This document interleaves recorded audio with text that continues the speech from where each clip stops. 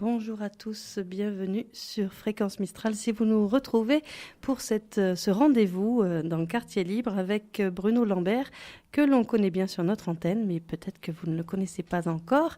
Donc on va faire connaissance et puis il nous parlera de la sortie de 2 livres. Bonjour Bruno. Bonjour Odile.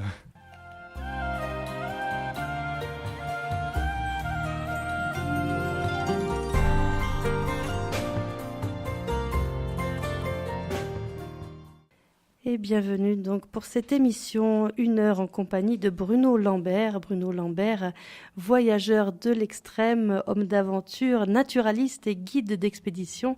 Bruno Lambert, né en 1963, vous explorez la planète et les peuples en quête de liberté, d'action et de rencontres. Et dès votre retour du pôle en 1995, vous fondez les Marcheurs de la Terre, un programme de découverte et de sensibilisation environnementale. Dès lors, les reportages et les expéditions se succèdent dans les contrées les plus sauvages et les plus reculées du globe, Arctique, Himalaya, Amazonie, Bornéo, Atlas et Sahara, Patagonie, Terre de Feu.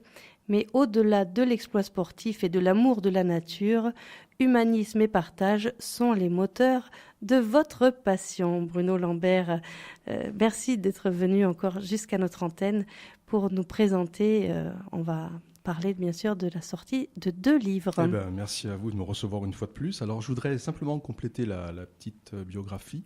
Là vous m'avez présenté en tant qu'explorateur aventurier, à savoir quand même, pour les gens qui nous connaissent sur Digne, que je suis également accompagnateur en montagne, guide naturaliste, et que je travaille tout autant donc sur les massifs alpins, dans les calanques et sur le littoral de chez nous qu'à l'étranger. Voilà, avec la même passion. Voilà, donc vous êtes vraiment un homme de terrain aussi et d'écriture. On essaye. Voilà, donc vous allez nous présenter 2 livres. Oui, on va commencer par le premier, bien sûr, Flore des Calanques, que vous avez donc coécrit avec Anne Méry. Anne Méry, donc, qui est guide botaniste, qui est déjà auteur de pas mal de livres sur l'étymologie, l'histoire des plantes, les plantes culinaires, tout ça. Donc c'est vrai que là, c'était la convergence en fait de 2 passions sur un terrain qui est les Calanques, que tout le monde connaît. Donc les Calanques provençales s'étendent de Marseille à La Ciotat maintenant, avec les nouvelles frontières du parc. Anne en tant que botaniste et auteur, et moi en tant qu'accompagnateur des Calanques depuis maintenant 1983. Donc on a associé nos compétences pour essayer de faire un recensement assez précis des plantes que l'on peut rencontrer au premier balayage visuel. Alors ça fait quand même pas mal de plantes. Dans ce livre, vous avez 250 plantes répertoriées. Et on parle d'environ 1000 espèces de plantes recensées dans le périmètre du parc national. Voilà. Alors le parc national, le décret du parc a été arrêté en, je crois, avril 2012. Le parc national s'étend des îles du Frioul, donc au large de Marseille, à l'île Verte, au large de La Ciotat. Donc initialement, quand on parlait des Calanques, on parlait du bloc calcaire qu'il y a entre le Cap Croisette et Cassis. Là maintenant, on peut rajouter effectivement toute la région du Cap Canaille et des falaises souberaines que doivent connaître les gens donc, de notre région, quoi. Alors c'est vrai qu'il y a une partie qui est calcaire, il y a une partie de flore également, de maquis. Et jusque dans les années 90, on estimait à peu près à 900 espèces, je dirais, le nombre de plantes rencontrées dans les Calanques. En poussant notre recensement un petit peu plus loin, on s'est rendu compte que sur ces 900-là, on en a trouvé encore 100 autres. Donc, à vue de nez, on peut vraiment aujourd'hui estimer qu'il y a 1000 espèces de plantes dans les Calanques. À savoir que dans ce livre, comme je le disais tout à l'heure, il y en a 250 de recensés. Alors, déjà, arriver à reconnaître 250 plantes dans un massif comme ça, c'est pas facile, quoi. Alors, d'où vous est venue l'envie de faire ce livre ? Il n'y avait pas de livre sur les fleurs des Calanques ? C'est toujours pareil, vous allez dire que je me répète, mais ça part d'un rêve d'enfant. Moi, j'ai grandi dans les Calanques. J'ai grandi, mais vraiment dans les Calanques. Dès l'âge de 9 ans, je me suis orienté sur les Calanques. J'en avais certainement parlé dans une autre émission. En grandissant, j'ai fait l'école buissonnière et j'allais dans les Calanques. Et adolescent, je me disais, quand je serai plus grand, je serai guide des Calanques. Voilà. Donc en 83, j'ai passé mon diplôme d'état d'accompagnateur. Et dès cette période-là, j'ai commencé à encadrer. Donc ça fait maintenant plus de 30 ans donc, d'encadrement professionnel dans les calanques. Et on va parler je me suis passionné pour la flore donc, des calanques, beaucoup plus que pour la flore alpine. Alors peut-être pour les odeurs, peut-être parce qu'elles poussent dans un endroit aride, parce que les endroits arides me passionnent depuis toujours. Peut-être parce qu'elles sont en balcon sur la Grande Bleue, j'en sais rien. Toujours est-il que j'ai toujours été fasciné par les plantes odorantes, les plantes ligneuses qu'on retrouve dans ce massif. Alors c'est vrai que lorsque j'ai commencé ce travail en tant qu'accompagnateur il y a très longtemps, il y avait très peu de documentation, Internet n'existait pas et normalement on tournait avec une vingtaine ou une trentaine de plantes en catalogue que tout le monde connaît, le thym, le romarin, etc. Dans les années 90, je crois que c'était en 95 ou en 97, deux botanistes se sont attelés à un gros travail donc, de recensement pour faire un petit fascicule qui, lui, recense quasiment les 900 espèces existantes. Le problème étant, c'est que ce livre-là n'est plus réimprimé. Et il était relativement difficile à consulter et s'adressait surtout à des spécialistes. L'objectif, c'était de faire une flore avec donc pas mal de photos. Vous voyez, le livre, il y a pratiquement 650 photos, 60 illustrations. Il est lourd, hein ? C'est un livre assez lourd. Alors là, il a fallu trouver un compromis assez difficile avec l'éditeur et l'utilité du livre. Alors c'est vrai que ce livre-là est censé rentrer dans un sac à dos, mais à un moment donné, on ne peut pas tout comprimer, quoi. C'est pas possible. Déjà, rien qu'au niveau des photos, vous avez à peu près 3 photos par page, voire 4. Moi, il me faut des lunettes pour commencer à y voir clair, quoi. Donc, il faut savoir, alors ça fait sourire, mais il faut savoir que les gens qui sont très intéressés par la botanique sont souvent des personnes âgées qui portent des lunettes. Et il faut vraiment en tenir compte. Et tous les petits guides naturalistes que l'on voit, les petits guides de poche, sont écrits en tout petit. Et moi, de mes stagiaires s'en sont pleins souvent, quoi. Donc c'est vrai qu'il faut à la limite faire un petit peu plus de poids, écrire un petit peu plus gros, quoi. Alors, ce livre-là, on a commencé à balayer le massif sur 3 années, alors exclusivement dédiées à la reconnaissance des plantes. Ces plantes étaient recensées, étaient notées spot par spot. On a recueilli près de 10 000 photos pour en sélectionner 650. Donc, et après, il a fallu, donc au départ, le premier jet devait avoir entre 5 et 600 espèces et il a fallu qu'on sélectionne ces espèces-là. Alors, ce n'est pas des espèces exclusivement provençales, hein. Vous avez des espèces qui remontent un petit peu partout en France. À savoir que la plupart des espèces qualifiées d'espèces méditerranéennes se retrouvent jusque dans notre département, c'est-à-dire que les plateaux arides du Verdon, des gorges du Verdon, du Luberon ont une flore relativement proche de celle des Calanques. Également les gorges de Trévence, donc on est vraiment sur du 0,4. Après, les massifs limitrophes, je dirais, au secteur des Calanques, c'est-à-dire la Sainte-Victoire et la Seine-Baume, donc sont également comprises dans ce livre-là, quoi. Donc c'est une histoire de passion, hein, faire un livre sur la flore des Calanques. Cette passion a pris corps. On a commencé à prospecter pour savoir s'il existait des livres en français et en langue étrangère. Il n'existait absolument plus rien et l'autre n'était pas retiré.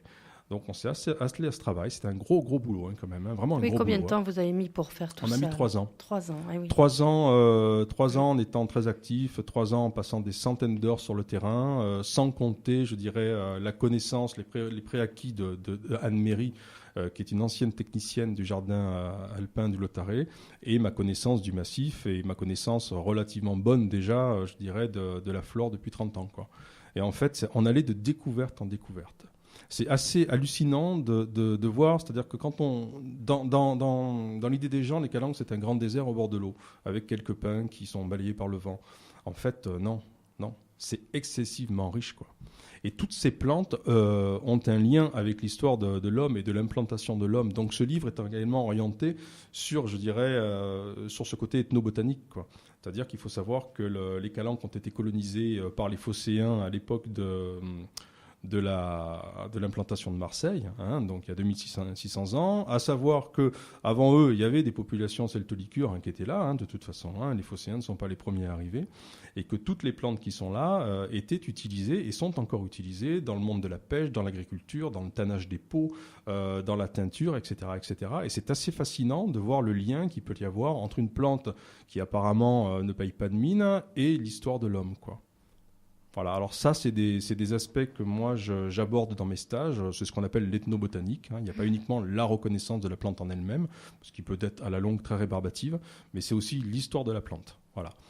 Après, on a essayé aussi d'inclure des photos assez jolies, comme la photo de couverture, parce que c'est vrai que la plante, c'est bien de la nommer, c'est bien d'expliquer d'où elle vient, c'est bien de lui donner son nom, sa famille, etc. Et je pense qu'il ne faut pas oublier le fait de le regarder avec un regard de poète, quoi. C'est beau, tout simplement, quoi.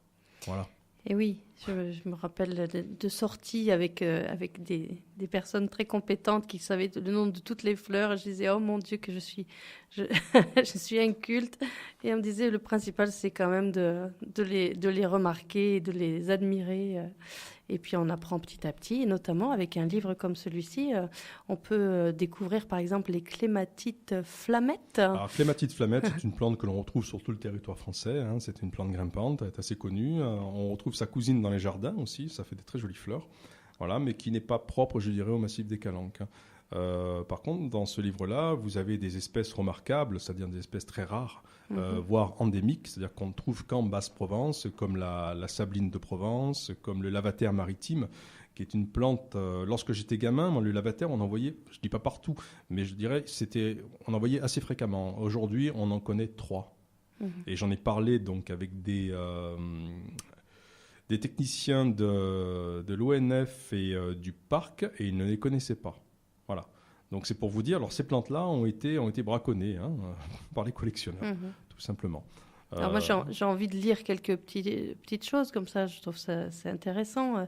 Par exemple, pour revenir à la clématite flammette, vous dites que bien sûr il ne faut pas abuser de son contact, puisqu'elle peut être, la clématite vigne blanche, peut être irritante et provoquer des dermites.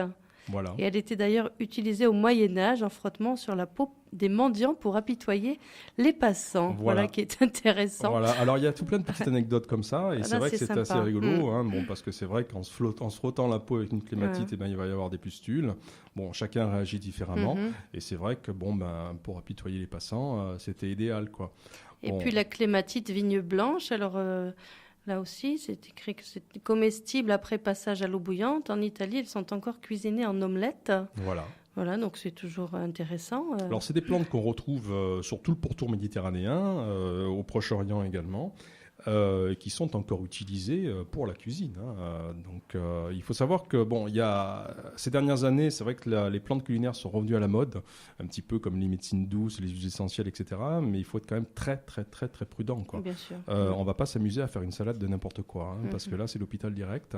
Donc, ces plantes-là sont souvent utilisées comme condiments. C'est beaucoup plus pour rehausser le goût qu'autre chose, quoi. Et c'est aussi pour la composition de certains médicaments antalgiques et anti-inflammatoires. Voilà. Beaucoup de plantes ont des vertus antalgiques et anti-inflammatoires, notamment la grande famille des labiers. Les labiers, c'est la famille des thym, des romarins, des sarriètes, des lavantes. Toutes ces plantes-là ont généralement des vertus donc antalgiques, mais également apéritives, digestives. Mais c'est pareil, il faut quand même respecter les dosages. C'est-à-dire qu'on voit souvent des gens qui font des tisanes de thym, voire des décoctions de thym, et qui les boivent par litre. C'est pas une chose à faire. Ça, c'est pas du tout une chose à faire. Donc voilà un livre passionnant avec beaucoup de belles photos et où on peut donc savoir le nom latin et le nom commun. Alors le nom latin, très souvent le public néophyte s'imagine que c'est une forme de snobisme scientifique. C'est pas le cas du tout. Il faut savoir qu'une plante a plusieurs noms. C'est toujours pareil, c'est-à-dire que vous prenez simplement un chêne blanc ou un pin d'Alep, en fonction de l'endroit où elle se trouve, elle porte un nom local. Tout simplement. Donc, pour une plante, il peut y avoir 10, 15, 20 noms. Donc, la seule façon d'arriver à se repérer, c'est de créer d'utiliser le latin ou le grec.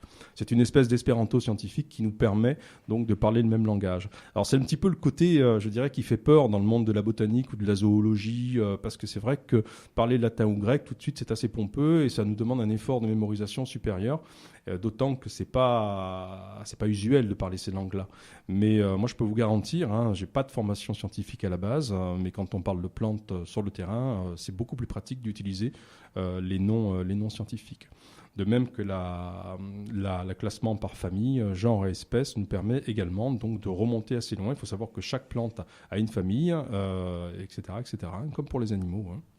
Et d'autant plus que par rapport aux huiles essentielles, souvent aussi les noms latins sont indispensables puisqu'il y a plusieurs espèces, On est obligé de passer variétés en latin. assez fines Oui. qui n'ont pas les mêmes vertus. Donc c'est important de le savoir aussi. Ah, c'est primordial. Donc, nom, genre, espèce et sous-espèce. Parce que vous avez dans les huiles essentielles, alors je ne suis pas du tout spécialiste de la question, mais c'est vrai que, par exemple, sur le thym, il y a plusieurs espèces de thym. Bon, la molécule, je dirais, utilisée dans les huiles n'est pas la même. Donc, rien qu'au niveau du thym, si vous prenez 2 thym différents, bon, par exemple, on va prendre le thym vulgaire qui est assez classique dans les calanques jusqu'ici, avec le serpolet qui est un thym de montagne, ce n'est pas du tout la même molécule qu'on va utiliser. La sarriette, qui est une cousine du thym, donc n'aura pas les mêmes vertus non plus. Donc c'est pour ça qu'il faut être très très très prudent avec les plantes. Et c'est vrai que ces dernières années, il y a eu de la demande et étonnamment, ce livre manquait sur le parc national. En fait, ce qui a motivé la création du livre, parce qu'au début, on avait commencé par faire un petit livret pour nos stagiaires. Donc on s'était dit, on va recenser les plantes et essayer de faire un livret interne pour les stagiaires. Et puis chemin faisant, on a commencé effectivement à engranger des centaines d'espèces et des milliers de photos. Le décret du parc est arrivé je vous le disais, en avril 2012. Et là, on s'est dit, on se jette dans l'aventure. Et on va faire le premier bouquin sur la flore des calanques, quoi. Et c'est vrai qu'aujourd'hui, bon, il est tout nouveau. Il est sorti, je pense qu'il y a 2-3 mois, pas plus. Donc c'est un livre qui va faire son chemin, qui arrivera jusqu'au parc national. Et je pense que ça servira d'outil de travail pour les futurs gardes, quoi. Moi, ça me sert comme outil de travail lors des stages. J'avais un stage le week-end dernier. On travaillait à partir du livre. Voilà, un livre donc à se procurer de toute urgence. Il fait 300 pages quand même, avec beaucoup de photos et puis bien sûr tout ce qu'on peut apprendre sur chacune de ces espèces, les flores des calanques. Voilà. Et il coûte 26 € et on le trouve où? Alors c'est un livre qui est diffusé sur toutes les centrales, toutes les librairies en ligne et également en librairie classique, donc sur Amazon ou directement en l'édition. Prixmania, etc., etc. Voilà, à savoir que via le site des Marcheurs de la Terre, vous pouvez également le commander, avec une dédicace en plus si ça intéresse les gens. Ben oui, c'est toujours sympa d'avoir des livres dédicacés. Et puis il y a aussi ce qui est mentionné, ce qui est important de savoir aussi, c'est les espèces protégées en région PACA. Voilà, alors ça c'était le travail de Anne-Méry qui a fait un gros travail de recherche. Qui a fait corriger tous ces fichiers textes et images par les plus grands botanistes français. Donc c'est un énorme travail. Donc Anne a fait un gros boulot. Les illustrations que vous voyez en fin de livre ont été faites par une accompagnatrice du département. Donc, les dessins ouais. Nelly Kars, qui est accompagnatrice en montagne et qui dessine également. Et tout ce qui est textes généraux sur le patrimoine et organisation générale des sorties de terrain, c'était beaucoup plus ma partie. Voilà. Donc c'est un travail partagé et passionnant pour en arriver à ce résultat.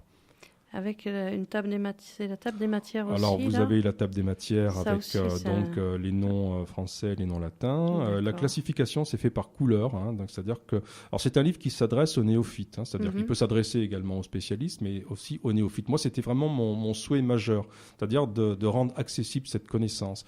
Alors c'est vrai que de partir tout de suite sur du Thymus vulgaris, on en revient au thym vulgaire, c'est pas évident. Alors que quand on voit qu'il y a une petite icône verte, et ben effectivement on va aller sur l'onglet vert et on va tomber sur les plantes par couleur, quoi. Voilà. On a rajouté quelques algues donc aussi. Les couleurs, ça classe, par exemple, les oranges, ça veut dire quoi? Alors, orange, ce sont des fleurs oranges, jaune, des fleurs jaunes, rouge, fleurs rouges, voilà. Et vous avez également des algues qui apparaissent en tout début du livre. Voilà. On a mis quelques algues aussi. Sans oublier la Posidonie, qui est une plante marine, une espèce phare de Méditerranée, qui est actuellement en souffrance malgré sa protection, et qui est la garante des écosystèmes méditerranéens. Donc moi, je suis très très attaché à la Posidonie, qui est sous l'eau, mais qui est une plante à fleurs, qui n'est pas une algue. Bien, merci Bruno. On n'a pas fini avec vous, mais... On va faire une petite pause musicale. Je rappelle donc le titre du livre, c'est Flore des Calanques, avec Anne-Méry et Bruno Lambert, vous-même. Marseille, Cassis, La Ciotat, et c'est aux éditions du Fournel. Voilà. Et ça coûte 26 € et on peut le trouver certainement aussi... est-ce qu'on peut le trouver... c'est mieux de le commander au Marcheurs de la Terre ou... Ce livre-là, vous pouvez le commander effectivement chez moi, mais ça revient au même. Voilà. D'accord. Voilà. Allez, on fait une pause musicale avec une musique que vous nous avez amenée et vous nous parlerez peut-être pourquoi ce choix de musique. À tout de suite.